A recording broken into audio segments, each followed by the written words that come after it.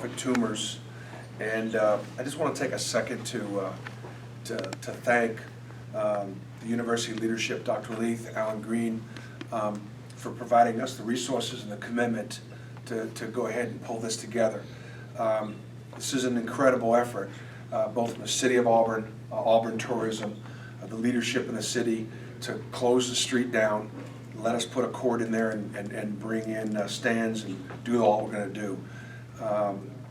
We're grateful to ask our athletic department to put on another pretty major event in the middle of football season when soccer's playing and volleyball's playing and soccer and baseball and fall ball. It's busy.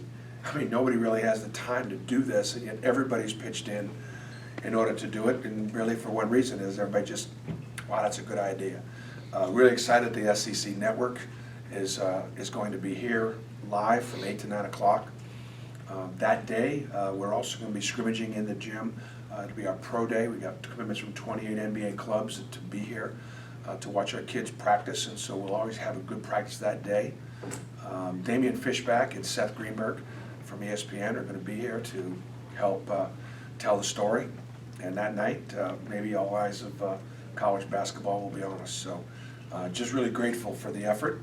The thing I want to emphasize is the Toomer's Corner, downtown Auburn, is open for business all day on the 11th without a traffic, no cars.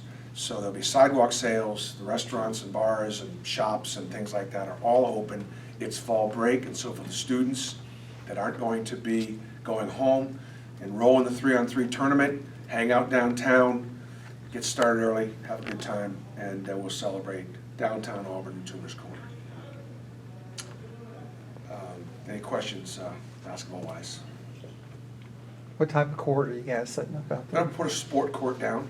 We'll be able to play 3-on-3, maybe 3-on-3 cutthroat, rotating teams. We'll do some 3-man shooting and compete just for a minute at a time, and keep track of I'm going to be having the guys kind of pick teams and go at it a little bit. Probably have a dunk contest. So it'll be some good basketball, but obviously we're not going to be playing a game down there. Maybe next time. What have you seen out of your team the last week, Bruce? What's that now? What have you seen out of your team for the last week? I think that the attitude's been good, the effort's been good, and we've got good depth. We've got good size. I think we've got offensively, we've got plenty of weapons. I think defensively we're going to be different. I don't know that we're going to be better defensively. We're going to be different. Last year we were smaller and quicker. We could disrupt a little bit more, turn people over a little bit more. Those teams typically, I'm more known for those teams as far as my style of play. I'm typically not known for being able to recruit traditional size, which always can be sometimes an advantage or a disadvantage. So we'll be different. We have to use our length and our size defensively. We won't be able to make teams go as fast as we did a year ago. We'll have to see how that all fits. But I had a team that got one game from the Final Four at Tennessee. It was the biggest team I had at Tennessee. So I know what we do can work with traditional size. It's just that I'm not used to having it. I'm not used to the luxury of having it. Bruce, what's a guy like Samir bring to the table with his versatility? I think that Samir is a guy that like when he's out there, he'll make everybody else better, offensively, defensively. He can make plays defensively. He's a smart player. Offensively, he can create off the bounds. He's an outstanding passer. He just knows the game really well. The hard thing for whether it be probably more Samir and Javon more than anybody else, two truly new players, is just learning the system. It's hard offensively. Yeah, there's plays and there's spacing and there's cuts and screens and movements and things like that.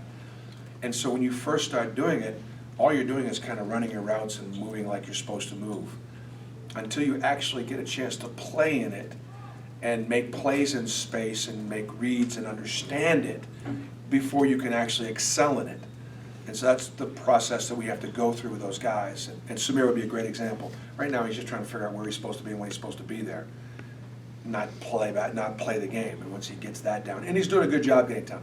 Kind of much like Malik Dunbar a year ago. When Malik Malik has done a really good job this year. He's way ahead of where he was a year ago, just in knowing where to be. And so therefore I see him playing better because he can make plays knowing what we're doing. Seen Horace play some at the floor in practice, shooting some more threes. Yeah. What's kind of gone into that transition? How do you think he's doing there? Well, I think part of it is because Anthony and Austin are both really good at the five, and Horace has always played five his whole career. But Horace is a good ball handler. He's a good passer. He's become a better shooter. He's got the quickness maybe to match up defensively with Forrest. And so we really, truly, all spring, summer, and so far this fall, I've been trying to convert Horace from a undersized center to a more of a regular sized power forward and sort of replace Deshaun Murray in that role. So I'll take one more because I'm going to try to get out to practice. Appreciate you guys being here and hope this is helpful for you all. And you're welcome to stay and watch practice. When did you come up with the idea to have Tipoff down at Toomer's, and then when did it start becoming a real thing? It's been an idea that we've had for a few years. And I think it was my idea. But I mean, it's been around for a few years. We've talked about it as a staff. But there's one thing to have an idea, it's another thing to execute it. Right. And this, trust me when I tell you, give the idea no credit. Give the execution. The marketing department, the sports information department, the operations department, compliance, the city of Auburn, the SEC network, and their willingness to come in. And we're going to give them, we're investing in basketball, in SEC basketball, and creating a really good hour of programming. They could have passed. They didn't. They're going to be here. They're investing in it. So I'm just grateful. I mean that when I tell you, anybody can come up with an idea. It's then having the department, the university, guys like Cody or Dan Heck or Rich McGlynn or the other guys that are out there executing, Chris Davis from Fox. I mean, it's been quite an effort. Auburn Tourism, Office of Student Affairs on campus, our intramural department working on the 3-on-3. We've got some good sponsors with, Thompson Tractor and Coca-Cola and Under Armour. We've got some good partners that are helping us with this. So it should be a great event, and I hope the students are excited about it. And I really just hope that we hang out downtown Auburn for the day and night. That would be so much fun.